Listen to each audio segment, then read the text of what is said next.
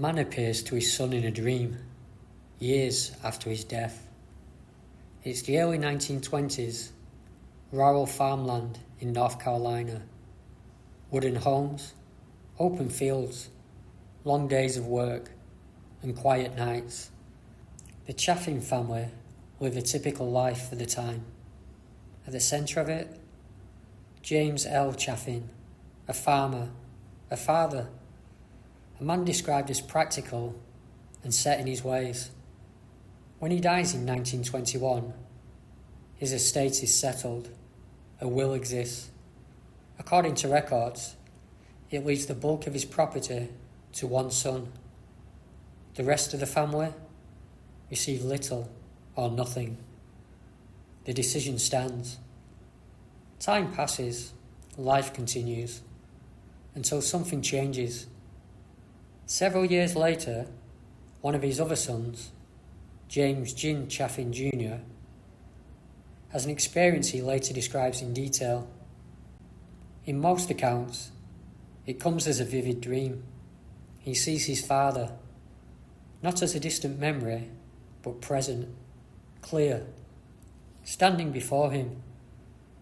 According to Jim's account, his father doesn't speak, but instead directs his attention toward a specific place, as if pointing him to something.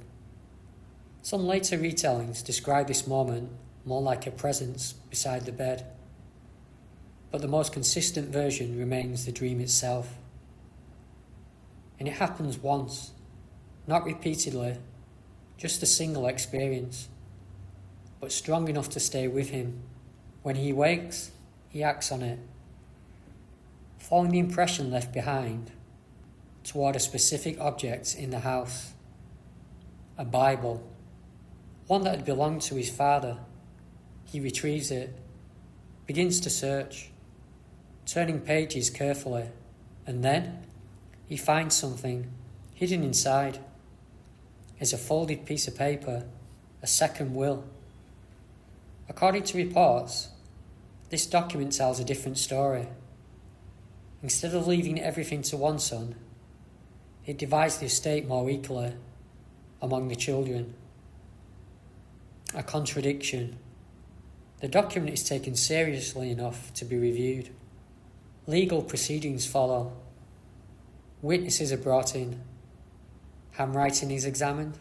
The claim, unusual as it is formally presented.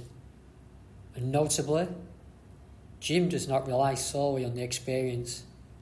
He signs an affidavit stating that his actions were guided by what he believed was a vision of his father. The court considers the document, and ultimately, the second will is accepted. The estate is redistributed accordingly.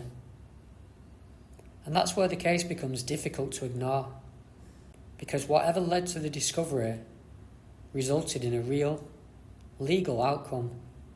A document that had remained hidden was found, not by chance, but by someone who believed they had been shown where to look. And that leaves the question, was it coincidence? A forgotten detail uncovered at the right time? Or something else? Something tied not just to memory, but to intention. Because the most unusual part isn't the dream, it's what followed. A hidden document, a legal reversal, and a result that changed everything.